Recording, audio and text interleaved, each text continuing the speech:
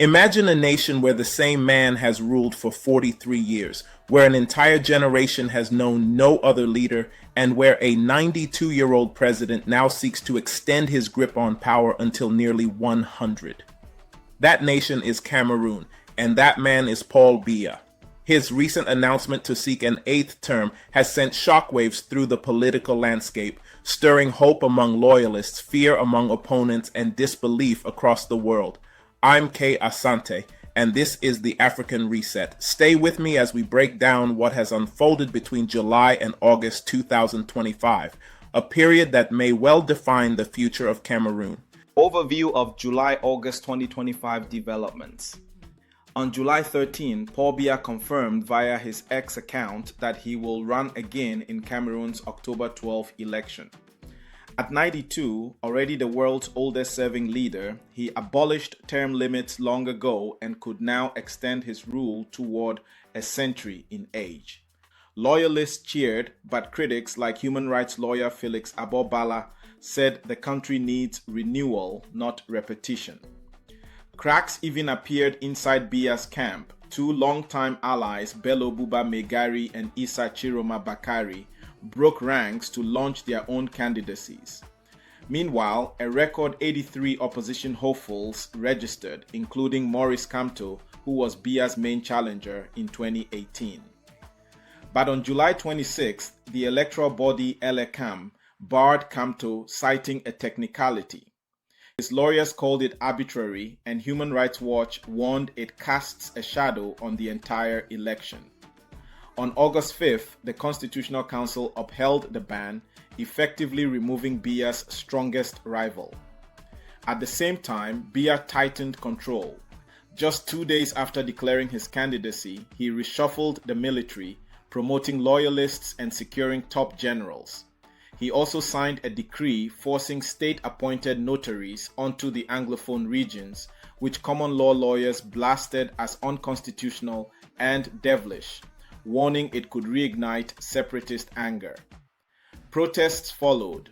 Kamto's supporters attempted marches and press conferences, only to be met with tear gas and arrests. At least 35 were detained by early August. Online, Cameroonians reacted with outrage and satire about Biya's age, while his supporters compared him to a king who never retires. Health questions lingered too, since he announced his candidacy through a tweet rather than a live speech. Internationally, reactions were muted. The US Embassy urged free and inclusive elections, France stayed silent, and Cameroon's ambassador in Paris even asked police to protect its embassy from diaspora protests. In short, from July to mid-August, Cameroon saw Biya confirm his run, neutralize his rival, tighten military and legal control, and face a deeply divided public. From our perspective, what we see here is the anatomy of entrenched power. First, the exclusion of Maurice Kamto is more than a technicality. It is a calculated maneuver. According to Human Rights Watch, barring the most popular opponent before the race even begins undermines credibility. It shows how elections in such regimes become rituals of continuity rather than contests of renewal. Second, the military reshuffle highlights Biya's dependence on the loyalty of generals rather than the consent of citizens. Referring to Reuters, the timing just 2 days after his candidacy announcement reveals his anxiety about dissent in the ranks. In Cameroon, the ballot box is not the final arbiter. The loyalty of the army often is. For investors, this means stability is tied less to democracy and more to the cohesive apparatus of the state. Finally, the notary decree in the Anglophone regions shows how unresolved grievances remain political landmines. Lawyers branded it evil and devilish, The Guardian Post, warning that it violates the 2019 special status. This echoes the sparks of 2016, when legal disputes ignited a separatist war.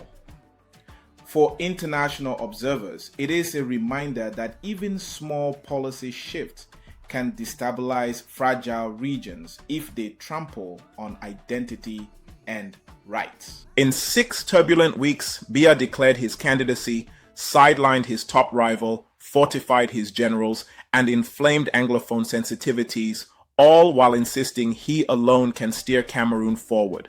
The takeaway is clear.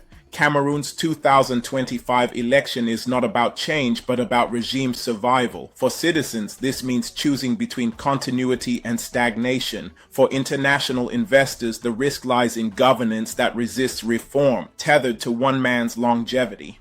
Lesson learned 1. Regimes with extreme longevity often prioritize survival over reform. 2. Excluding rivals before the vote strips elections of legitimacy.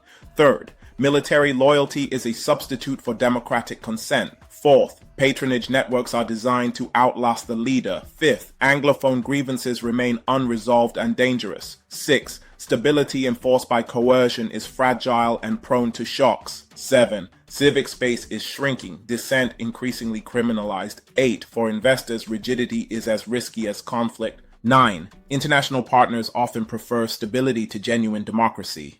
10, Cameroon's future hinges on whether succession is managed peacefully.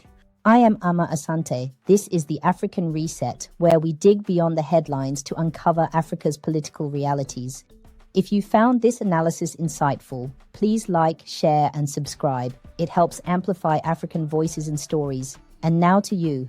Do you believe Cameroon can transition peacefully while Paul Biya remains in power, or will true change only come after him? Share your thoughts in the comments and tell us which African story you'd like us to cover next.